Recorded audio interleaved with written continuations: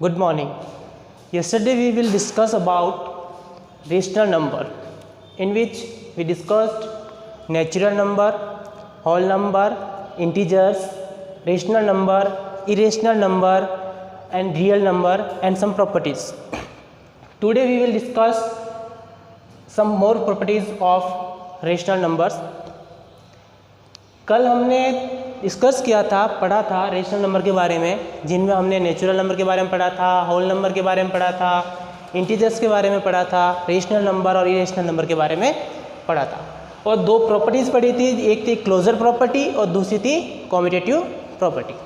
आज हम आगे बात करने वाले हैं थर्ड प्रॉपर्टी, जिसका नाम है associative property.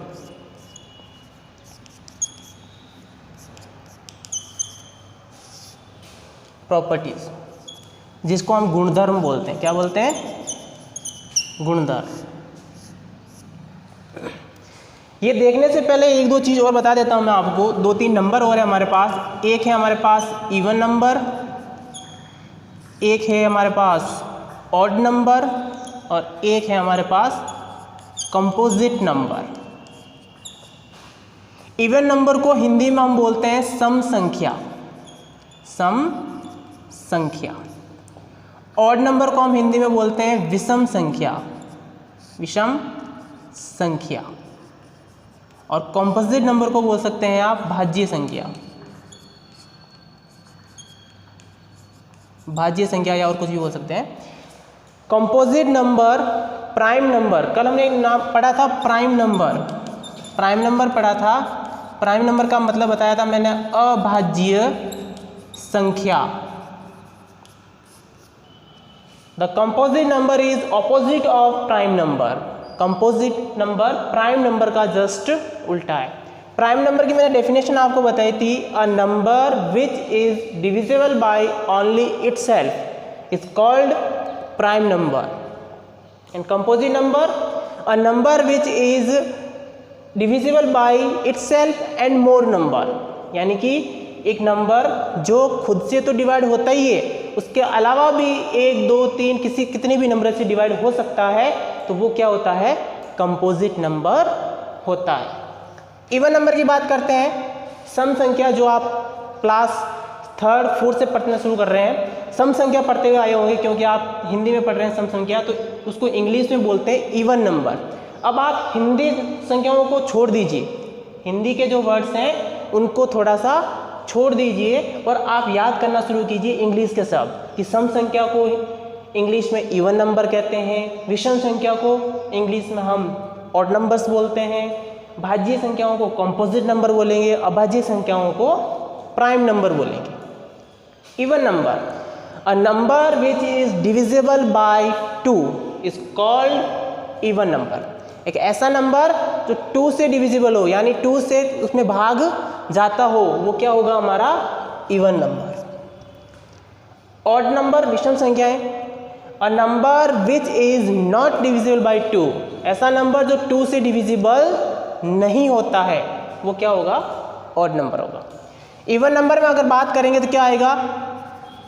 0, 2, 4, 6, 8 dash dash dash, यानी कि 2 की टेबल जिसमें 2 का भाग पूरा पूरा जाता है, और इसमें बाकी सब आ जाएंगे 1, 3, 5, 7, 9, 11 डैश डैश।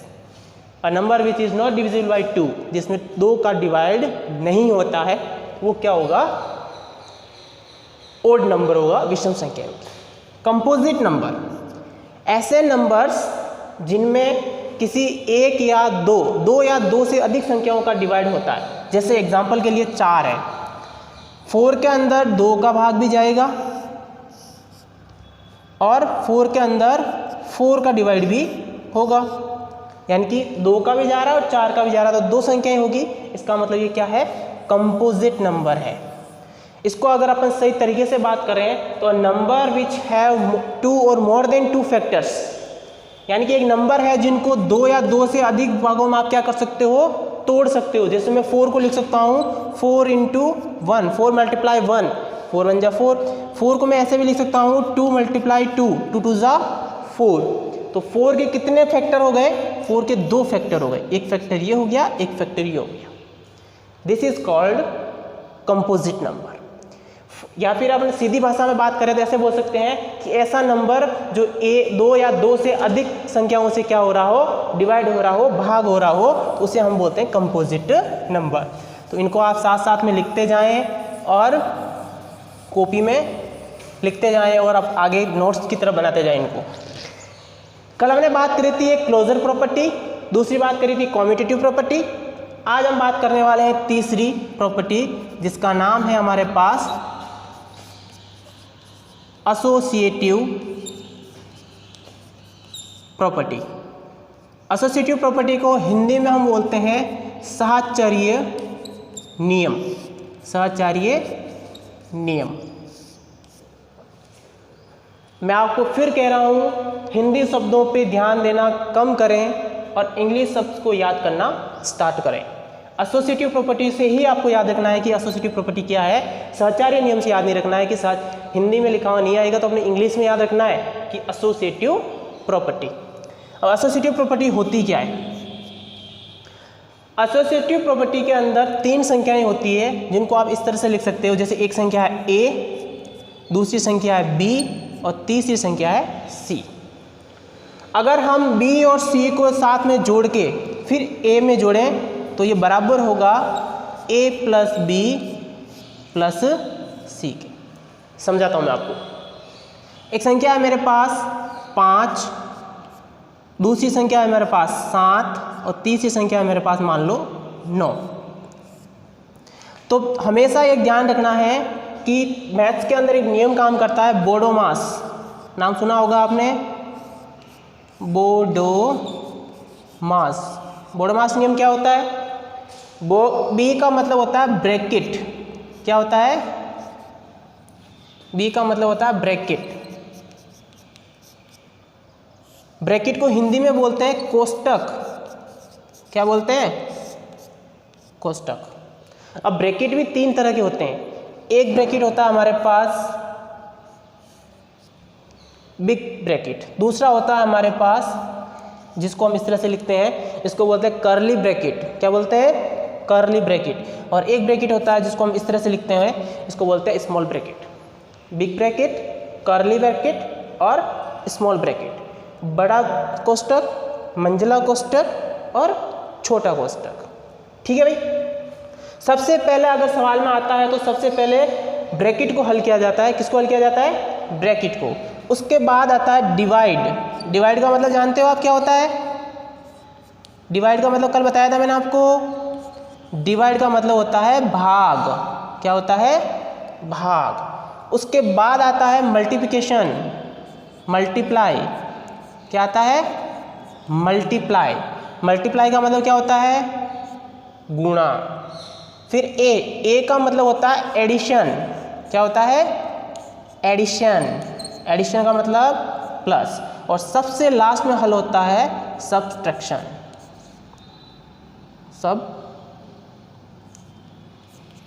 सब्ट्रैक्शन। सबसे लास्ट में क्या होता है? सब्ट्रैक्शन। यानी कि अगर किसी प्रश्न के अंदर ये सारी चीज़ें आ रही है, कोष्टक भी आ रहा है, भाग भी आ रहा है, गुणा भी आ रहा है, प्लस भी आ रहा है, माइनस भी आ रहा है, तो उसको कैसे हल करेंगे? सबसे पहले कोष्टक के अंदर जो संख्याएं हैं उनको सॉल्व करेंगे, उसके बाद डिवाइड को सॉल्व करेंगे, उसके बाद मल्टीप्लाई को सॉल्व करेंगे, उसके बाद एडिशन को सॉल्व करेंगे, उसके बाद माइनस को सॉल्व करने वाले। एक एग्जाम्पल देके बताता हूँ आपको कैसे।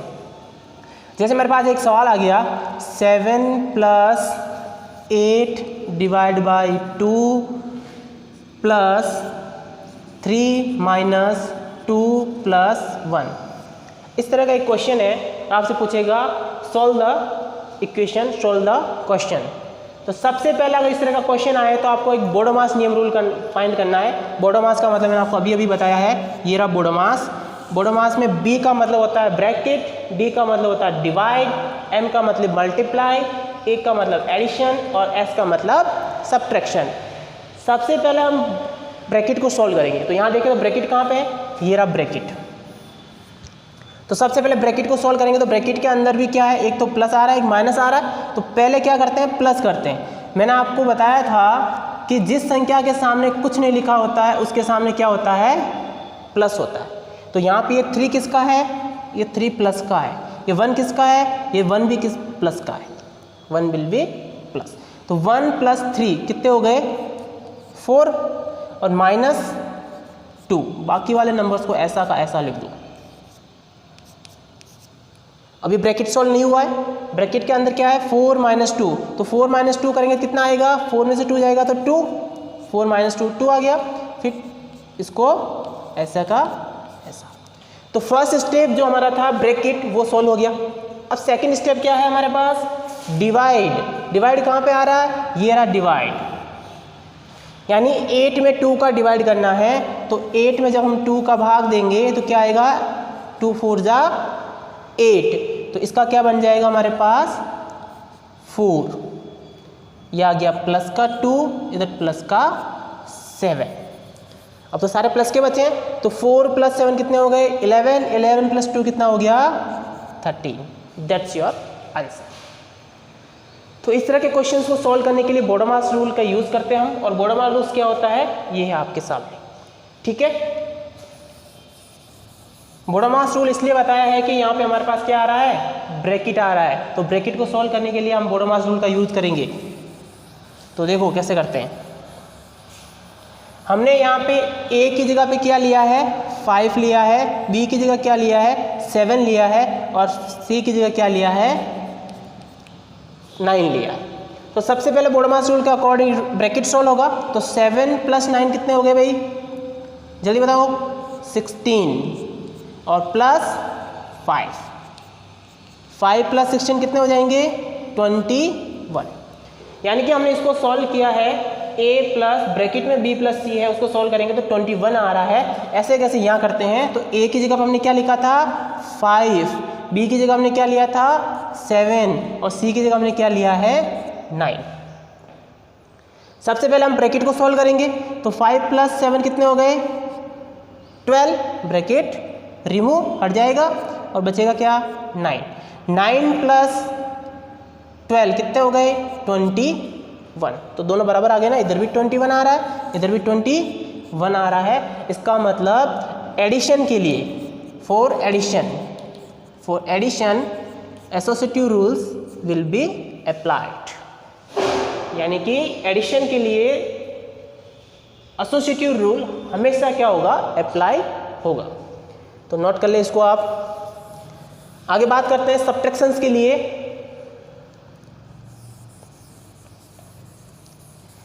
सब्ट्रैक्शंस का मतलब आप जानते हैं माइनस, यानी कि a - b - c और a - b - c।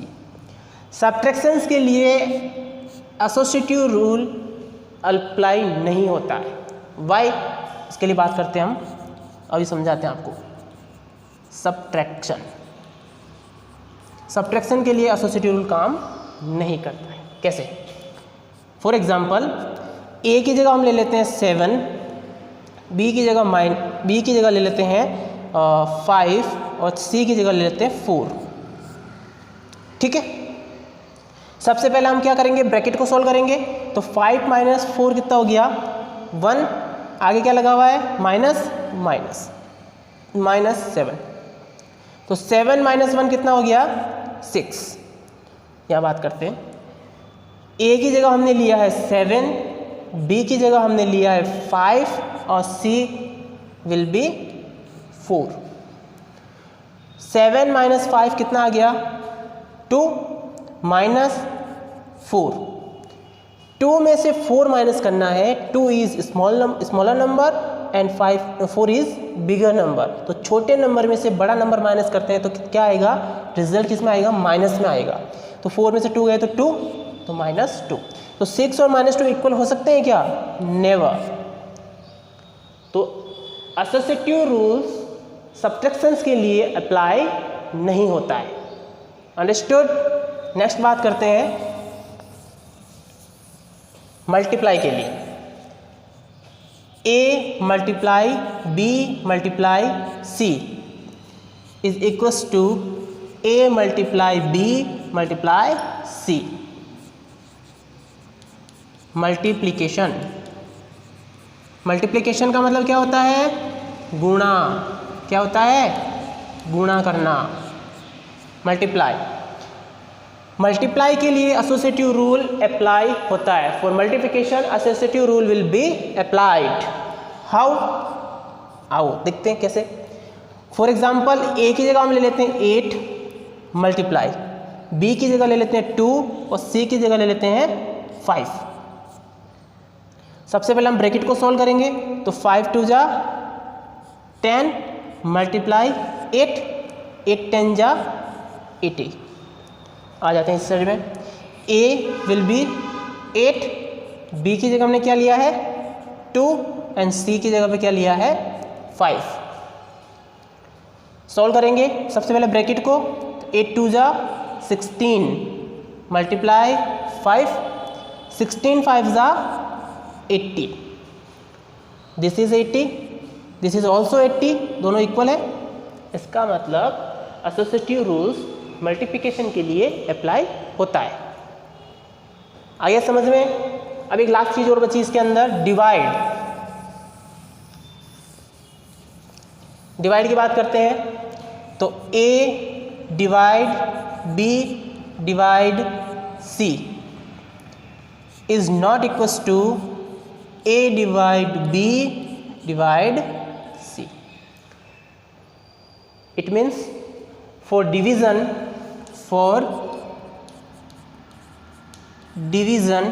डिवीजन का मतलब होता है भाग। For division associative rule will be not applied. Division के लिए एसोसिएटिव रूल अप्लाई नहीं होता है। कैसे?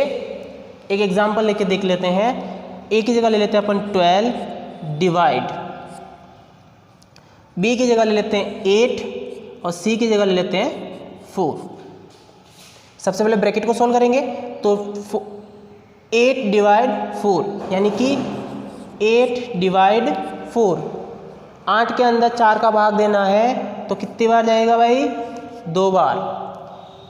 4 2 जा 8, ऐसे लेते हैं ना डिवाइड। 8 4 1 जा 4, 4 2 जा 8, ये 4 2 जा 8 तो 2 बार गया, तो यहाँ आ गया 2। डिवाइड 12। अब क्या करना है? 12 के अंदर किसका डिवाइड करना है? 2 का, तो 12/2। बताओ कितनी बार जाएगा भाई? 2 1 जा 2, 2 2 जा 4, 2 3 जा 6, 2 4 जा 8, 2 5 जा 10, 2 6 जा 12, 2 6 जा 12। तो कितनी बार गया भाई? 6 टाइम। तो हमारा आंसर क्या आ गया? 6। समझ रहे हो ना? ए की जगह पे हमने लिया है 12 और बी की जगह लिया है हमने 8। डिवाइड सी की जगह लिया है हमने 4। देखो भाई 12 के अंदर किसका डिवाइड करना है?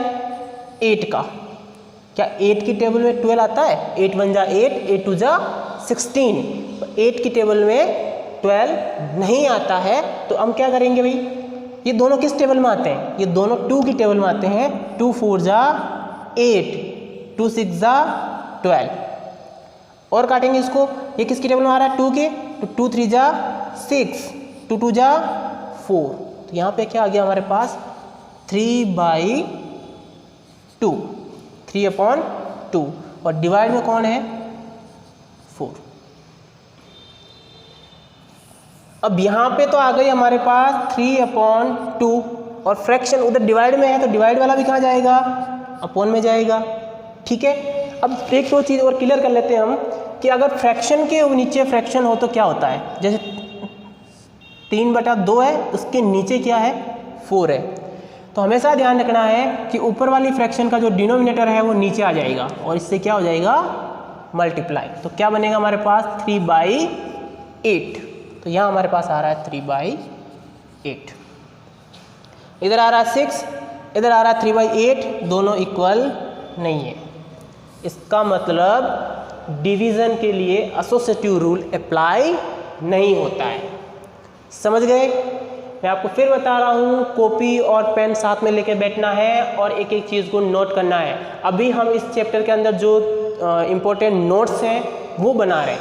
आज इस नोट्स को कंप्लीट करेंगे और फिर हम सवाल करना शुरू करेंगे। जब सवाल करेंगे तब मैं आपसे एक एक से पूछूंगा ये सारी चीज़ें कि एसोसिएटिव रूल क्या है, कम्यूटेटिव रूल क्या था, क्लोजर प्रॉपर्टी क्या थी, ये सारी चीज़ें पूछने वाला हूँ। इसलिए आप एक एक चीज़ क्या करते जाएँ, नोट करते जाएँ। ठीक है, एसोसिएटिव नियम पूरा हो गया भाई अपना। अब एक नियम आ रहा है हमारे पास